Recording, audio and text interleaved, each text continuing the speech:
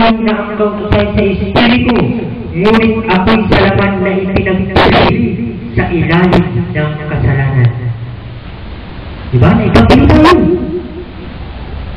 Sa ilalim ng kasalanan. Laman tayo eh. Yung ipinanganak na tayo eh.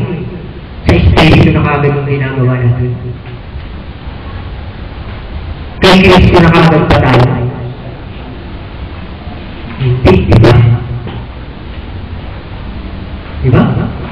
Kaya huwag tayo eh, hanggang sa lumaki tayo eh. Diba? Mapapansin nyo sa bata, diba? Pag tinuturuan mo, kaya diba? Huwag mong gagawin yan ha, ginawa rin, kaya diba?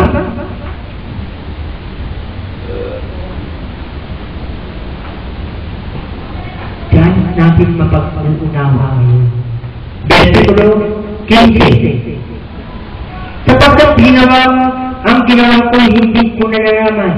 Sapagkat ang hindi ko ibig ang ginagawa ko, dadakwat ang kinapupuotan ko, yaon ang ginagawa ko. Paano? Basahin natin ulit. Sapagkat ang ginagawa ko hindi ko nalalaman. Sapagkat ang hindi ko ibig ang ginagawa ko, dadakwat ang kinapupuotan ko, yaon ang ginagawa ko. Paano? Kasi puro siya kautusan, di ba? Puro siya kautusan eh. Huwag yung nga siya eh, kaya Apostol Pablo, di ba? Saulo pangalan siya dati. Ba?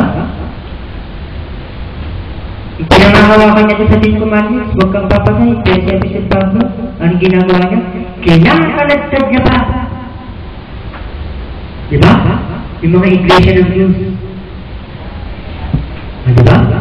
Pinagawa ba yung kautusan kay Apostol Pablo? Nung Saulo pa lang siya?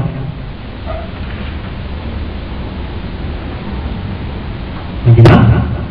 Yan sinasabi ng Apostol Pablo na ang sinasabi niya dito na sapagkat ang ginagawa ko hindi ko nalalaman. Talagang hindi niya nalalaman. Bakit? Sinabi mo sa 10 Commandments, huwag kang papatay. Pero pumapatay siya. So, di ba?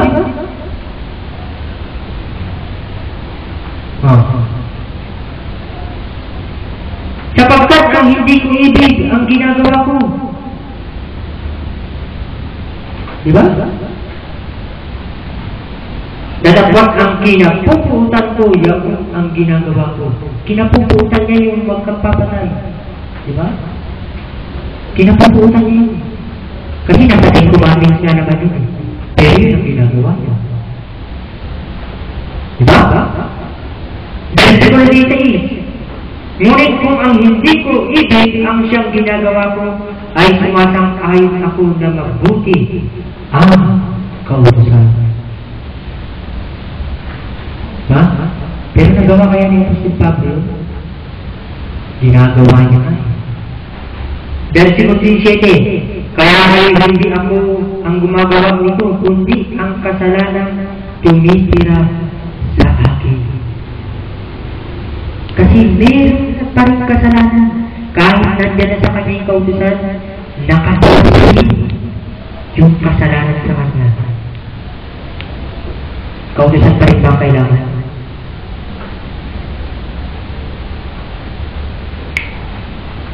Yan. Versikulo 18. Sapagkat nalalaman ko na sa akin, sa mga ay sa aking laman, ay hindi tumitira ang anumang bagay na mabuti. Sapagkat ang pagnanasa ay nasa akin, natakot ang paggawa ng mabuti ay wala. Paano? Pagnanasa niya, gumawa siya ng mabuti. Kasi mabuti nga naman yung 10 Commandments. Pagnanasa niya lahat, huwag kagawa sa araw ng Sabat. Pagnanasa niya na ang lahat, ay huwag sumampalataya sa mga Diyos-Diyosan. Pero pag nakakita siya ng mga bagay, ang ginagawa niya, kinakaligtan niya pa nga eh. Diba? Sa pagnanampalataya pa nga kay Kristo. Diba? Naging tagapagod pa siya. Oh. Ano sinabi niya sa Philippines kanina?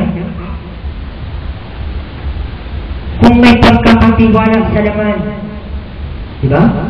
Ang inaakala ng iba ay masdan na ako. Bakit? Kasi nasubukan niya lahat eh. Napag-alaman niya lahat. Di ba? Versikulo 19.